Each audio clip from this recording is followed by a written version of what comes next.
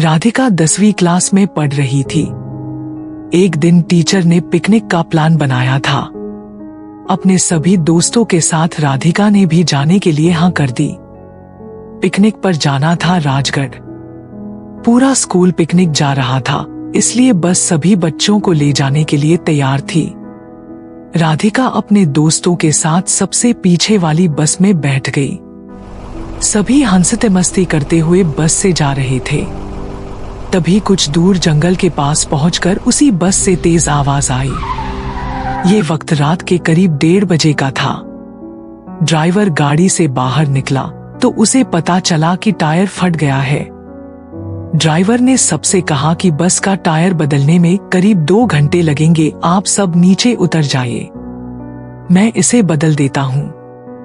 आप लोग पास के ढाबे में जा सकते हैं, वहां गर्म गर्म चाय पी लीजिए और मैं इस टायर को फटाफट बदलने की कोशिश करता हूँ। ड्राइवर की बात सुनकर सभी बस से उतर गए और पैदल चलते हुए पास के ढाबे में पहुंचे।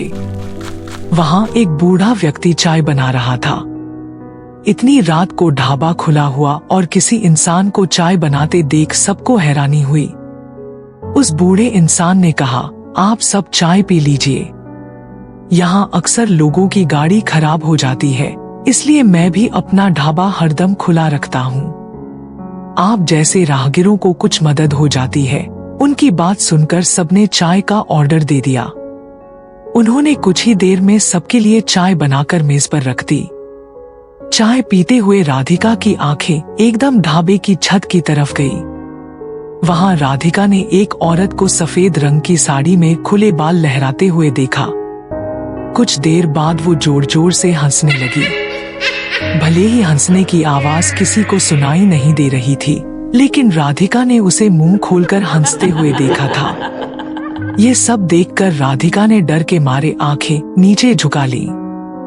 कांपते हुए किसी तरह से राधिका ने चाय दोबारा पीना शुरू ही किया थी कि उसी वक्त जोर जोर से किसी के चिल्लाने की आवाज जंगल की ओर से आई। ढाबे में बैठे हुए सभी बच्चे और टीचर उस आवाज को सुनकर डर गए। सबको डरा हुआ देखकर उस बूढ़े इंसान ने कहा कि मैं देखकर आता हूँ क्या हुआ है, आप लोग यहीं बैठे रहो। इतना कहकर वो आवाज की तरफ बढ़ गया।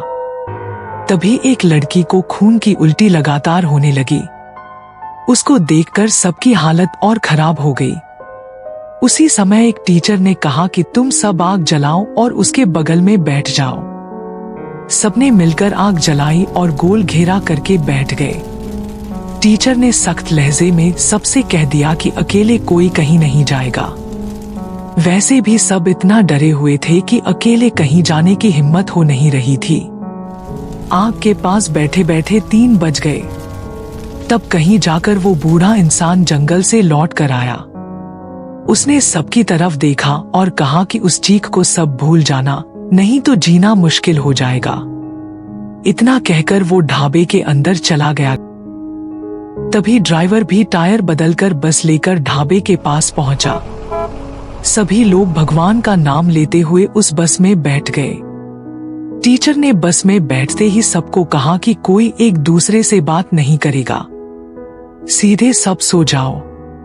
टीचर की बात मानकर सब चुपचाप बस में ही सो गए। उसके बाद पिकनिक स्पॉट पर पहुंचे और करीब 1 हफ्ते बाद घूम कर आ गए। पिकनिक में किसी ने दूसरे बस के बच्चों से उस रात के बारे में कुछ नहीं कहा, क्योंकि टीचर ने मना किया। लेकिन पिकनिक से लौटते ही सबने अपने दोस्तों और दूसरी क्लास वालों को इस भूतिया घटना के बारे में बताया।